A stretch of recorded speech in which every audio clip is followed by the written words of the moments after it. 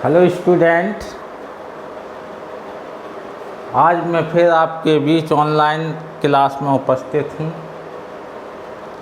आज का टॉपिक है numerical of Wheatstone bridge. Wheatstone सेतु से किस सिद्धांत पर आधारित आंकिक प्रश्न हम बोर्ड परीक्षा में किस तरह से हल करेंगे।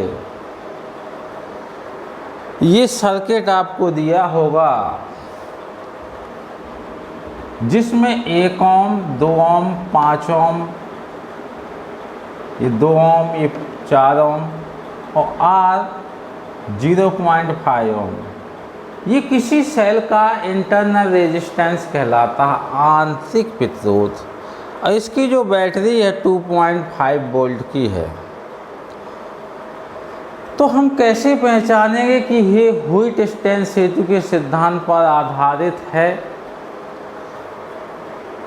तो व्हीटस्टोन सेतु के सिद्धांत से आधारित आपको निकालना सेल के सिरों पर धारा, जो करंट इस सर्किट में बह रही है कितनी बह रही है, आपको फाइंड करना है। और दूसरा, सेल के सिरों पर वोल्टता कितनी होगी। तो करंट हम कैसे ज्ञात करेंगे, कैसे पहचानेंगे कि ये व्हीटस्टोन सेतु पर आधारित उपकरण है, ये न्यूमेरिकल है। तो आइए चलिए शुरू करते हैं। जब भी किसी सर्किट में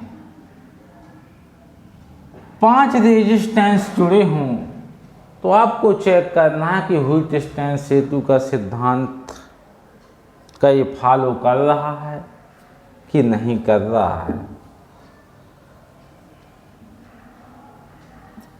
तो व्हीटस्टोन सेतु का जो सिद्धांत है हम जानते हैं बेटा, P/Q = R/S। दो भुजाओं के प्रतिरोधों का जो अनुपात है, शीर्ष दो भुजाओं के प्रतिरोधों के अनुपात के बराबर होना चाहिए। P 1 ओम, Q 2, R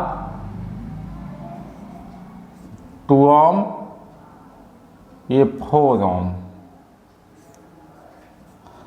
अर्थात हमें ये ज्ञात हुआ कि ये व्हीटस्टोन सेतु के सिद्धांत पर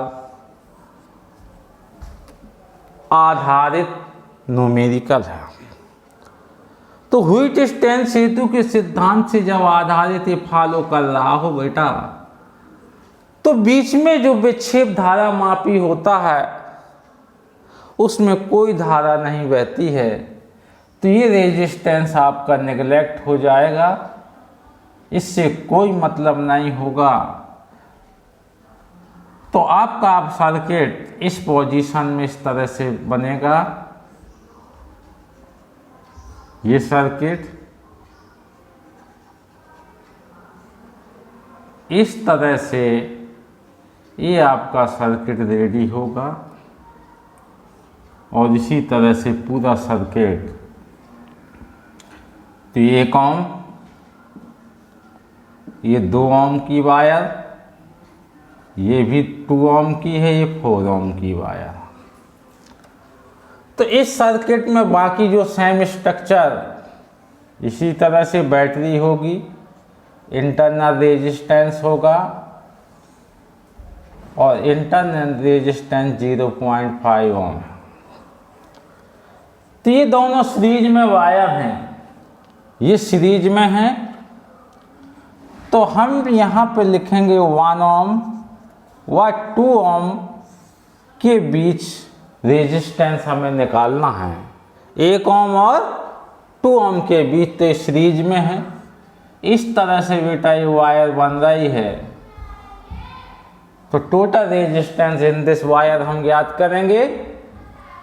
तो R = R1 + R2। ये श्रेणी क्रम में टोटल रेजिस्टेंस होगा, अर्थात R1 means 1 R2 means 2 equal to 3 ohm. इस वायर का जो रेजिस्टेंस निकला ये 3 ओम हुआ।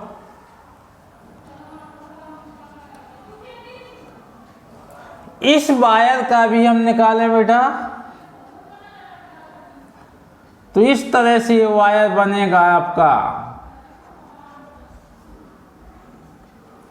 2 ओम 4 ओम। ये भी दोनों सीरीज में है तो इसका टोटल रेजिस्टेंस हम निकाल लेंगे इस वायर का। तो सपोज दैट R डैश लिखेंगे 2 ओम और 4 ओम के बीच, 2 ओम व 4 ओम के बीच resistance R dash R1 plus R2 equal to 2 plus 4 we can return as 6 ohm. अब ये सर्किट आपका किस तरह से बना? ये सर्किट आपका इस तरह से बन गया बेटा। ये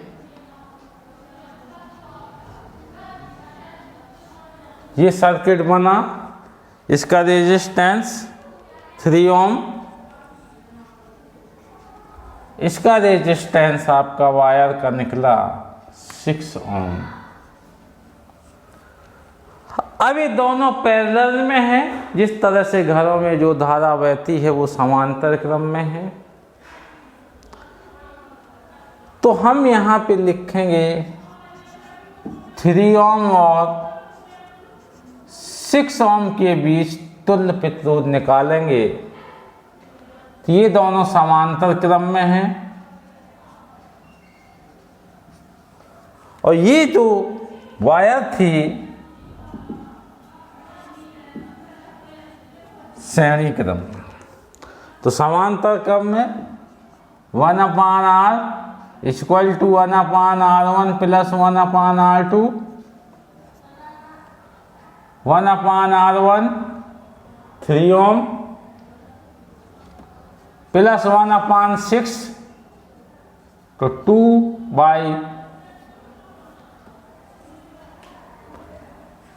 तो ये हुआ आपका 3/6 1/2 अर्थात total resistance in this circuit 2 ओम। जो सर्किट है का टोटल रेजिस्टेंस आपका R निकला वो 2 ओम निकला। अब पार्ट नंबर फर्स्ट, सेल के सिरों पर धारा ज्ञात करना है। तो जब इंटरनल रेजिस्टेंस जुड़ा हो तो कैसे हम करंट निकालेंगे किसी सेल पर? तो पॉइंट नंबर 1,